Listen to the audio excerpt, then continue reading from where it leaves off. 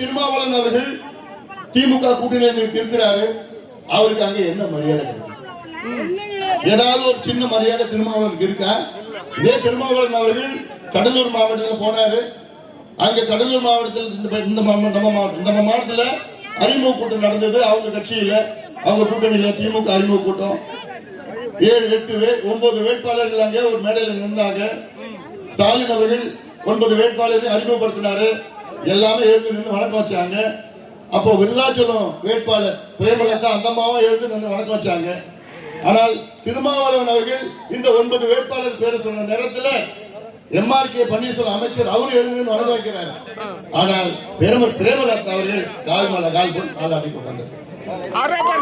இதுதான் திருமாவளவன் அவர்களுக்கு திமுக கூட்டணியில் கிடைக்கிற மரியாதை. திருமாவளவனால தான் திமுக இன்னைக்கு எவ்வளவு காலமா போன MP ஜெயிச்சது, போன MLA ஜெயிச்சது, அதுக்கப்புறம் MP ஜெயிச்சது. பட்டியலின மக்கள் வாக்கு வந்துதான் ஜெயிச்சிருக்காங்க.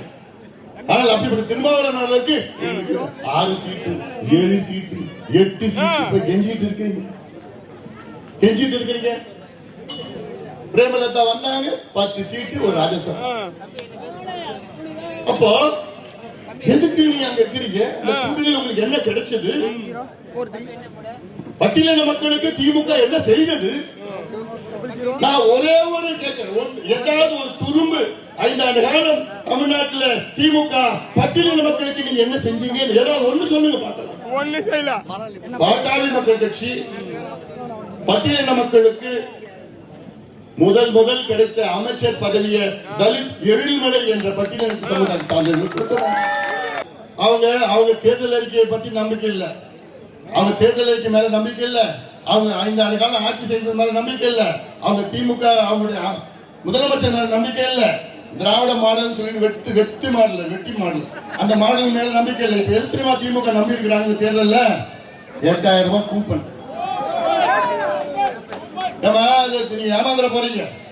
8000 ரூபாய் கூப்பன் அது ஒரு பேப்பர் காகிதம்.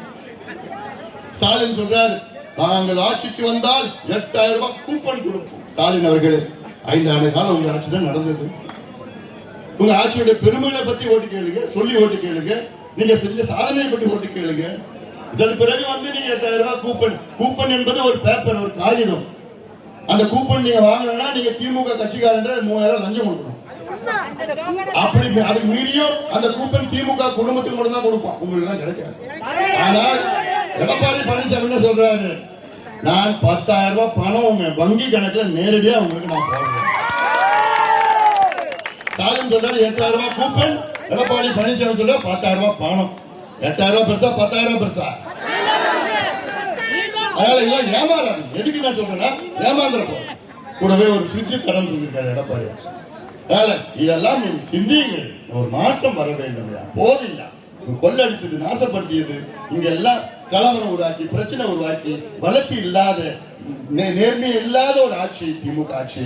அகற்றுங்கள்.